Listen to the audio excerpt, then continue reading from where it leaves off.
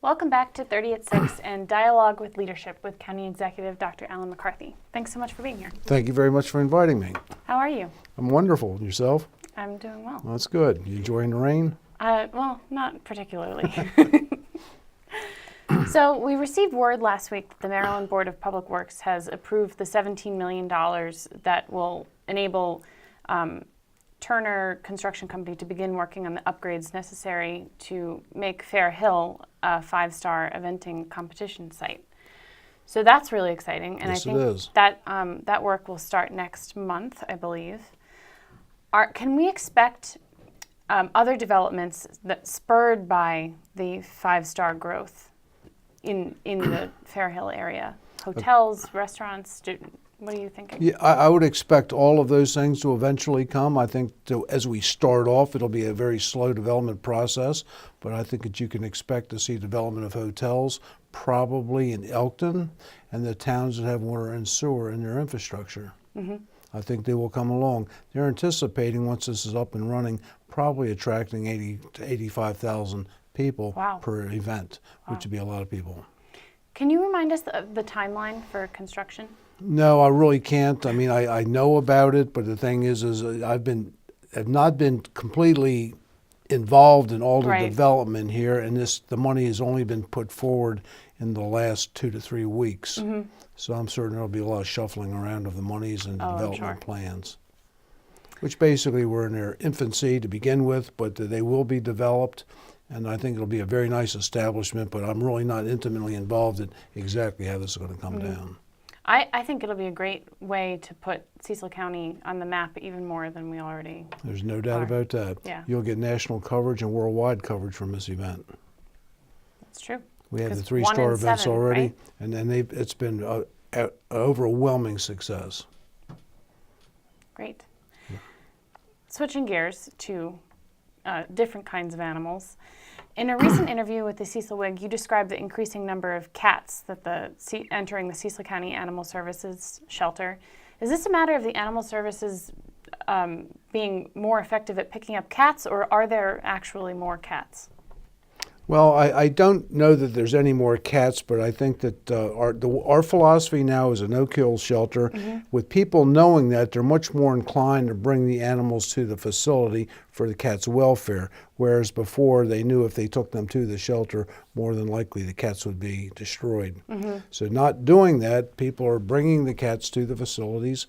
We do everything we can to spay, neuter, and vaccinate them for rabies and return them to the people that brought them in for care. Mm-hmm. This way, hopefully over a period of time, the animal population, certainly the cat population, will start to diminish as they become spayed and neutered. Right, and so that's part of the trap, neuter, release program. Yes, that's correct, yes. And that's been in place for many years and is It has, effective. and it's much more effective at this point. Once we get more cats, more spays, more neuters, hopefully the cat population will start to decrease considerably. The biggest concern about that was we had to increase the budget to take care of all these animals because there's so many of them. I mean, I think we're over 3,000 cats now, whereas before they never had more than 40 or 50 cats previously. So I know that there was a $140,000 budget amendment. What does that cover? The care of the animals, feeding the animals, basically veterinary services for the animals, and basically the operational costs to take care of that huge volume of cats. That's what it goes to. This past Saturday, we celebrated the groundbreaking of the new Northeast Library. Yes. And everyone I've spoken to is super excited about the new library. That is correct. From normal citizens to business leaders and politicians like yourself. Is this new library a symbol of where the county is going? I certainly hope it is. I mean, I think this is turning over a new leaf. I think we're onward and upward. The people are very excited about it.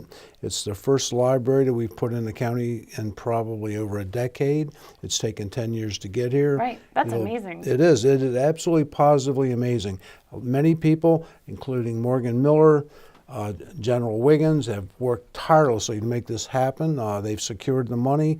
The state of Maryland recognizes what a good job Cecil County has done with its library and its funding, that it's basically put forth over $3 million in the last 3 years to assist us in the development. It'll be a central library. It's centrally located in northeast Maryland, which is essentially the geographic center of Cecil County. It'll basically help the Elkton Library because there's 4,000 square feet of Elkton Library space right now, which is used for the administrative functions, which will be shifted to northeast to allow further library expansion in the Elkton area. So everything about this is great. It's state of the art. It's got good architectural designs. It's very open. It's very airy. There's learning centers for children, for entrepreneurial studies and things of that nature. So I'm really, really excited.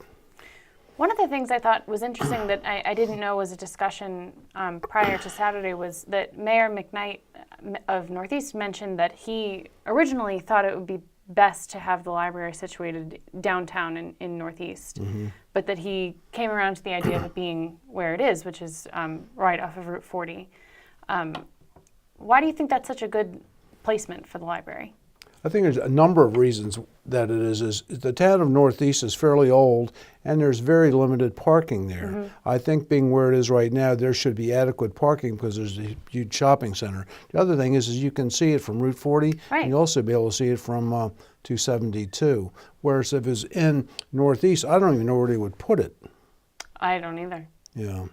Yeah. So basically, it's in front of a big shopping center, which there'll be tremendous visibility. People can shop and go to the library, or go to the library and go shop. I think it'll be absolutely great. I wasn't crazy about the location initially, but the more I think about it, I think the better it'll be. And it's convenient to so many areas, and basically it's one-stop shopping and one-stop library. Exactly. Do you have any other updates? Let me think. Well, recent numbers indicate that the residential housing is starting to really pick up considerably. I think our budget's going to reflect that many of the initiatives which we originally put into place a number of years ago are really starting to take hold and generate revenue. Those are some positive things. Our income this year was greater than it has been previously. From a budgetary standpoint, Cecil County is in better shape financially than it's been for many, many, many years, if not better than it's ever been. We're having lots and lots of people calling, looking for properties. We have other businesses looking for locations. I think that we're really on a very, very good path to prosperity. We've created lots of jobs. If anyone says that they're unemployed, I can tell you right now, if they're unemployed, it's because they don't want a job, because there's tons of jobs available. Recent numbers indicate we've created well over 4 million square feet of new commercial space. We've created well over 3,000 new jobs. We recently opened or cut the ribbon on the Brantwood recreational facility. And that was an overwhelming success. I've never seen more people at ribbon cutting in my life. There was tons of kids running on the trails. There's people there every day fishing, walking their dogs, playing on the swing sets. It really makes my heart just race to look at all the good things that are going on and the enjoyment that the people see in all of the things we're starting to provide. Yeah, Cecil County We also cut a ribbon for a Frisbee park, which is Where? at Calvert Regional Park. This was not this Sunday, but Sunday a week ago, pouring down rain. I was asked to come and cut the ribbon. I mean, it's raining cats and dogs. When I got there were 50 young men eagerly awaiting to play the Frisbee game. And as soon as I cut the ribbon, away they went in the pouring down rain to play Frisbee. So they call it disc golf, by the way, not Frisbee. Yes. Okay, now I know what you're talking about. But it was really, really good to see all this going on. I'm so excited about what we see happening in Cecil County. I think it's just a really great picture of Cecil County right now with the groundbreaking of the library, the grand opening of the park, and the Frisbee course. It's a good things. There's so many good things going on, I can't even keep track of them anymore. Well, this has been Dialogue with Leadership with County Executive Alan McCarthy. Thanks so much. Thank you so very much for inviting me here. I have a good time.